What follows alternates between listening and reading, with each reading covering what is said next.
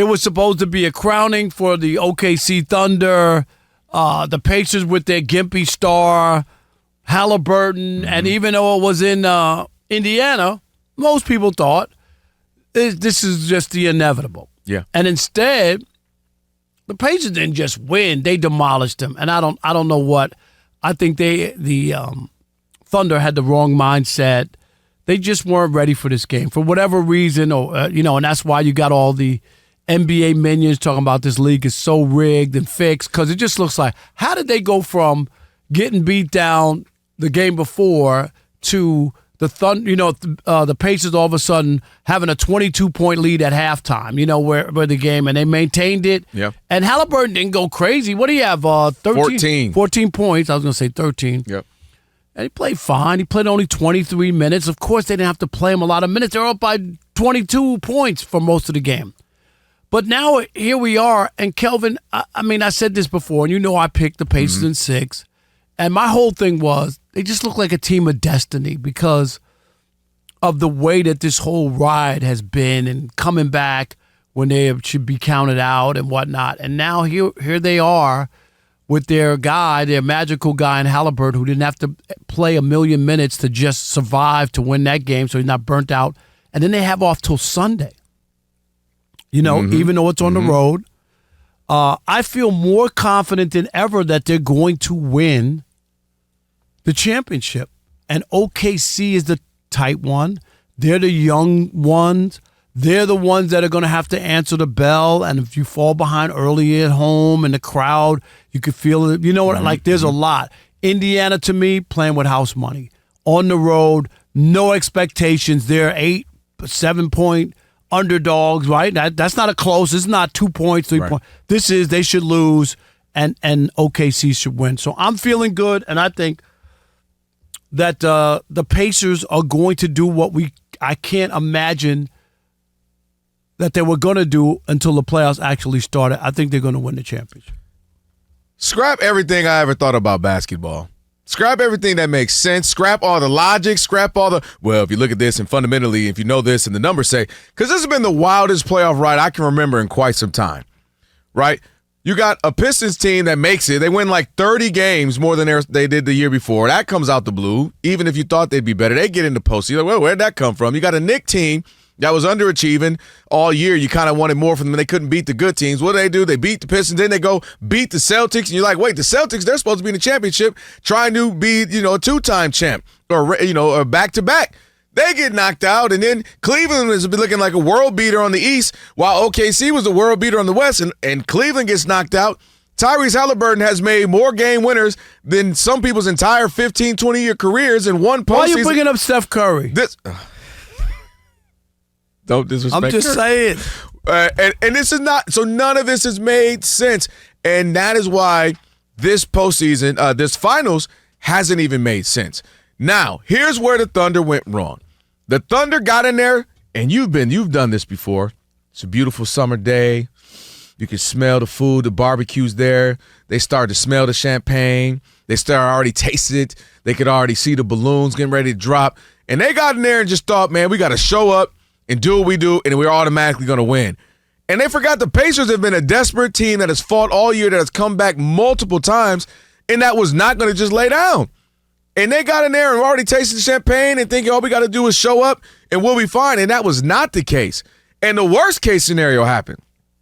They gave the Pacers starters a lot of rest, in particular Tyrese Halliburton. Right. That's the part. Like, it wasn't a nail biter where Halliburton had to go to 40 minutes. Right. He's banged up. He's tired. He got to relax, get his shot going, feeling comfortable, feeling good.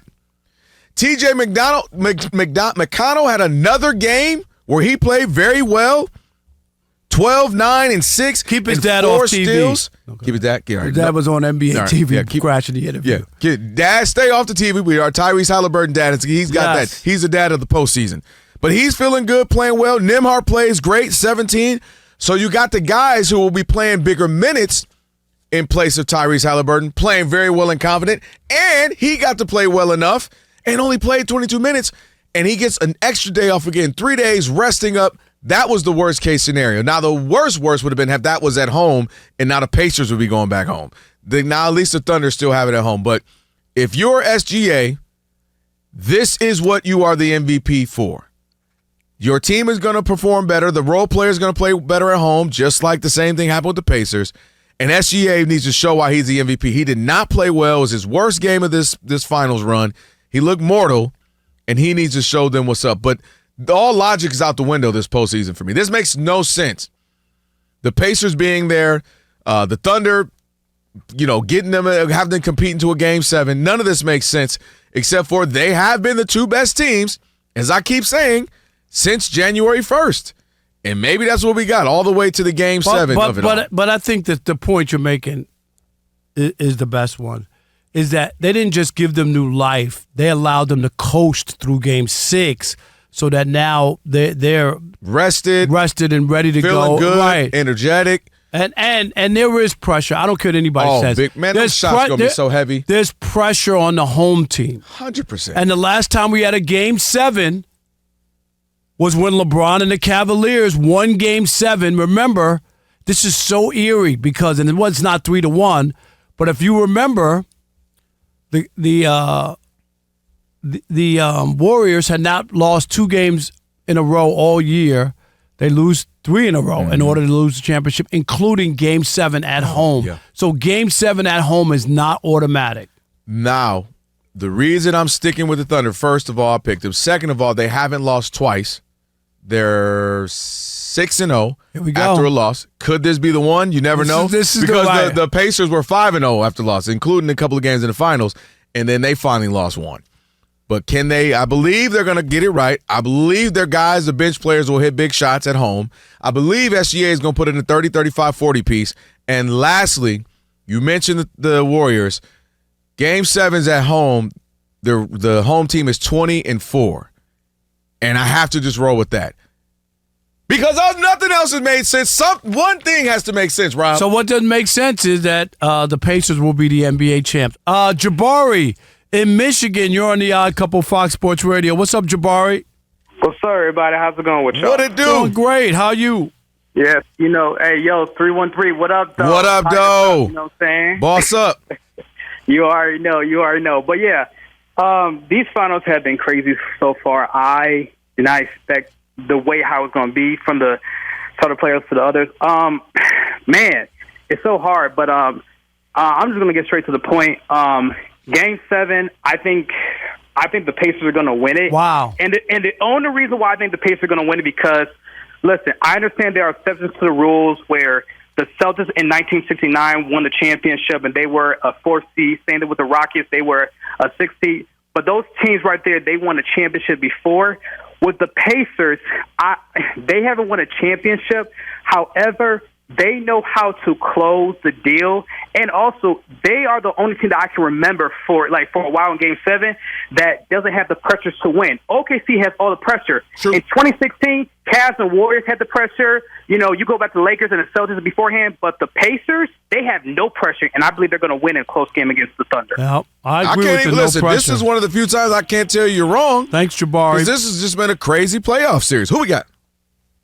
Robert in Queens, you're on the Odd Couple Fox Sports Radio. What's up, Robert? Queens. Hey, guys. Great to talk to you as always, guys. Yes. Appreciate it. Always a pleasure. Yes. OKC fans, don't worry. Things will be back to normal tomorrow night.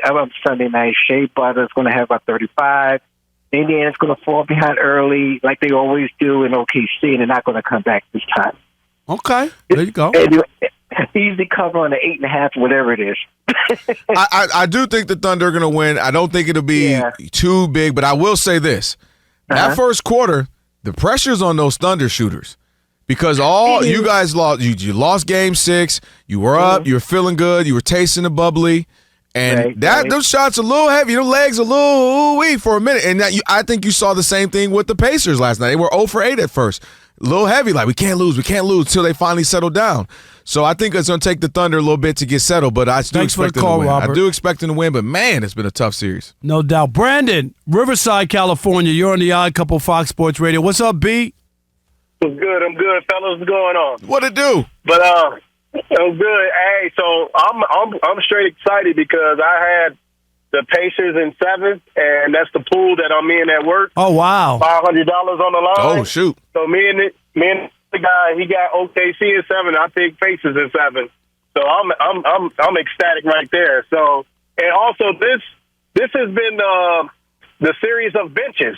So True. whoever bench scores the most usually wins that game.